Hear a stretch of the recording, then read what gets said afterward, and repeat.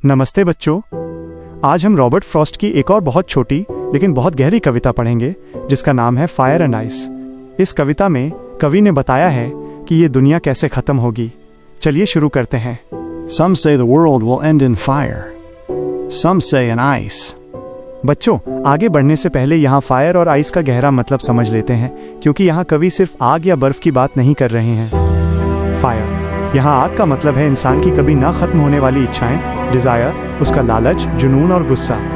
Ice, यहाँ बर्फ का मतलब है इंसान के बीच की नफरत, हेट्रेड, संवेदनहीनता और एक दूसरे के प्रति ठंडा व्यवहार। अब इसका अर्थ गहराई से समझते हैं। कवि कहते हैं कि दुनिया में दो तरह की विचारधाराएं हैं। कुछ लोग मानते हैं कि ये दुनिया आग यानी इंसानी लालच की वजह से खत्म होगी। जरा सोचिए, आज इंसान अपनी इच्छाओं को पूरा करने के लिए जंग लड़ रहा है, प्रकृति को नुकसान पहुंचा रहा है और एक दूसरे से आगे निकलने की अंधी दौड़ में लगा है।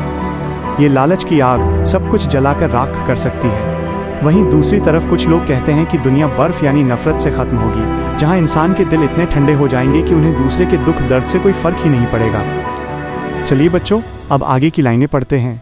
From what I've tasted of desire, I hold with those who favor fire. यहाँ टेस्टेड का मतलब है अनुभव करना और फेवर का मतलब है पक्ष लेना। इसका अर्थ और गहराई से समझते हैं। कवि कहते हैं कि जहाँ तक मेरा निजी अनुभव है, मैंने दुनिया में लोगों की इच्छाओं, डिजायर और उनके लालच के भयानक रूप को देखा है। इंसान अपनी चाहत पूरी करने के लिए किसी भी हद तक जा सकता है।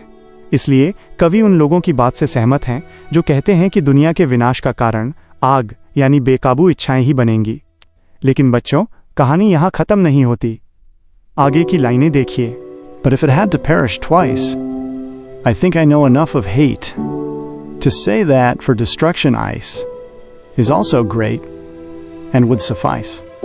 यहाँ कुछ कठिन शब्द हैं, इन्हें नोट कर लीजिए। पेरिश, खत्म होना या विनाश होना।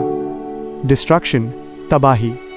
सफाइस, काफी होना, इनफ। इसका गहरा अर्थ समझिए। कवि कहते हैं कि अगर मान लो इस दुनिया को दो बार ट्वाइस खत्म होना पड़े तो नफरत, आइस भी विनाश के लिए उतनी ही ताकतवर है।